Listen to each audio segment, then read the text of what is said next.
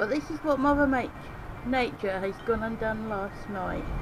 Completely, it's like wrecked my greenhouse David bought me for Christmas.